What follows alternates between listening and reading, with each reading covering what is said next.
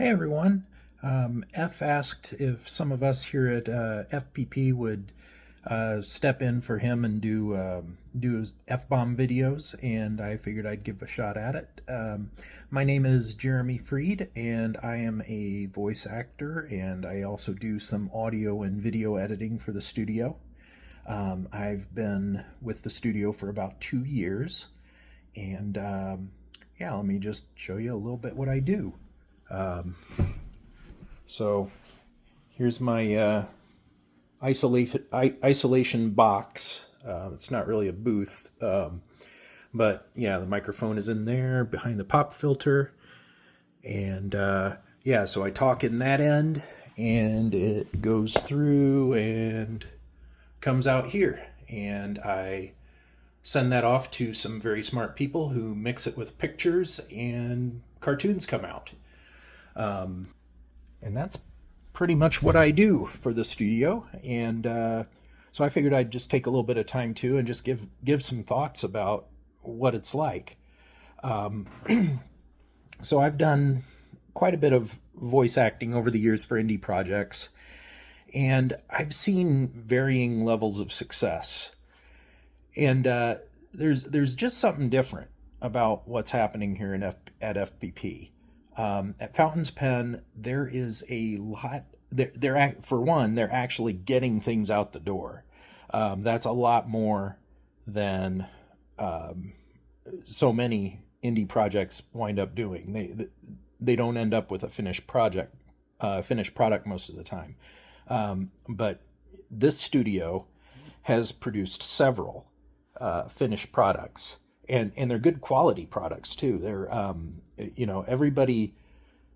everybody in the studio takes their role seriously.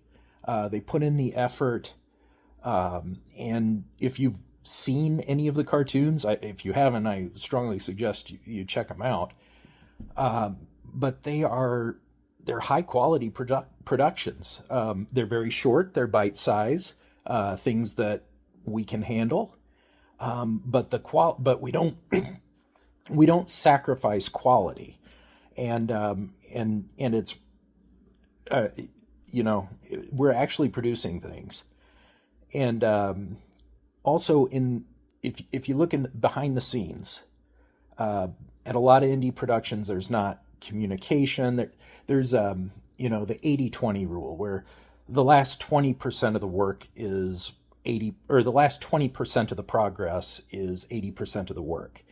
And a lot of indie projects get to that point and then just stall. They don't get anywhere. But here there is a passion. The people who are involved are very interested in getting things done, and they're interested in quality, and there's momentum behind it. If you're watching from the outside, you just see that every so many weeks, so many months, a cartoon comes out. What you don't see is the people communicating, the people directing, and the people taking it very seriously and really putting their hearts into these things. And that is very unique at Fountain's Pen, that you don't see at other indie projects.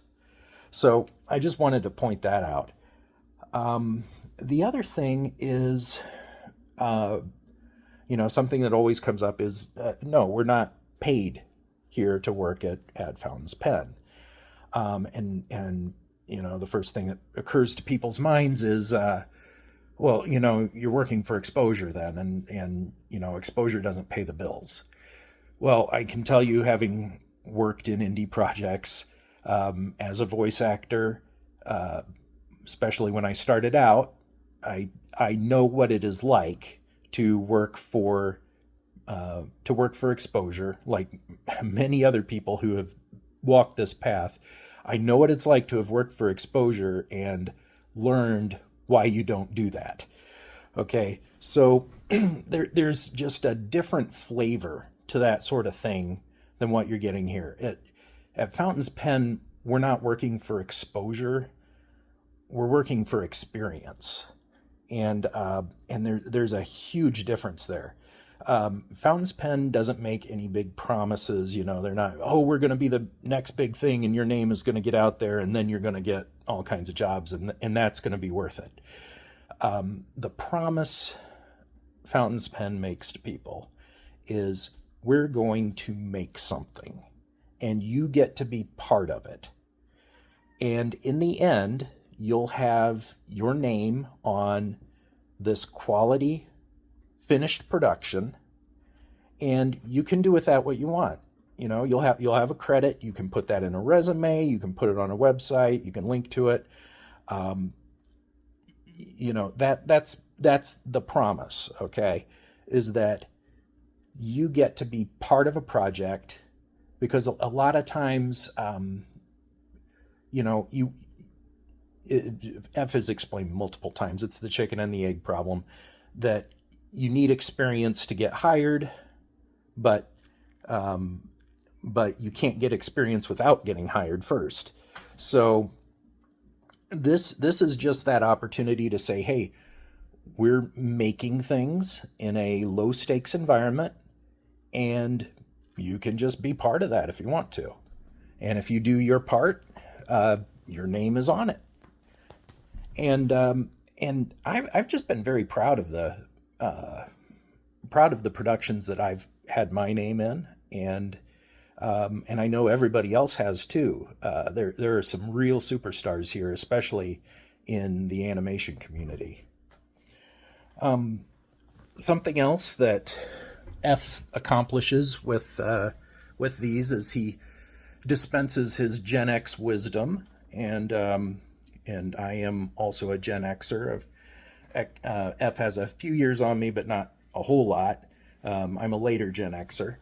But I just wanted to show you a little something that is neat to me that I got when we first started working here. So I got introduced to Fountain's Pen, and I actually got introduced to My Life as a Teenage Robot just a few months before joining Fountain's Pen. And then through a completely separate set of circumstances, got into the door at Fountain's Pen. And it wasn't until probably within a few days, that I figured out, I put two and two together and figured out, hey, F is, the F is the connection here between Fountain's Pen and My Life as a Teenage Robot. And he put some production art on sale, and I had to have it. So I got a couple of pieces here.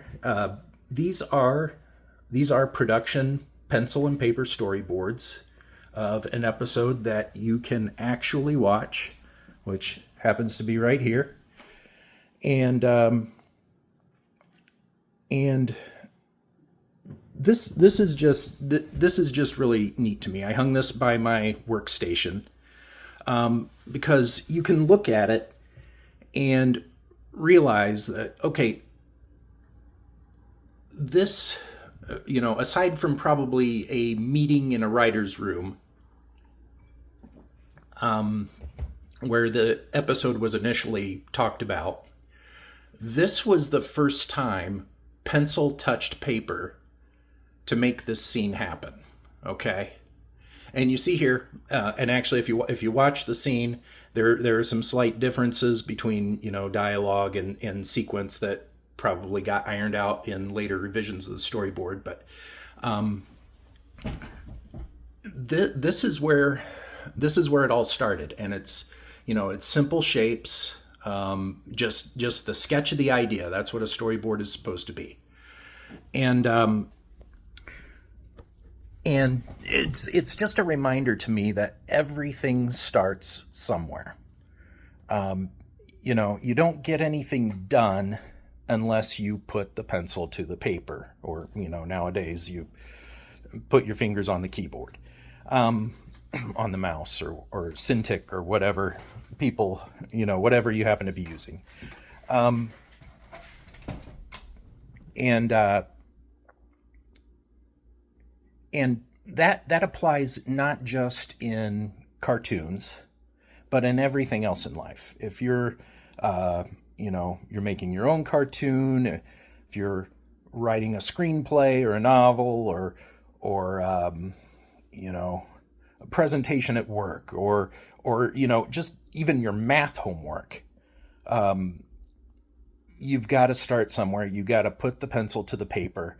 And when you start out, it's not going to look like the finished product, but it's going to put the ideas in place that you need to get there. It's going to start the process going. So just take that as a bit of inspiration. That's why I hang it up here right beside my desk where I'm working, along with some of the other artwork I have, just to remind me of that. So anyway, check out our cartoons, subscribe to the channel, and if you're interested in making cartoons, hit F up and let him know, and maybe you can be part of the team. It'd be great to work with you. So talk to you later. Bye.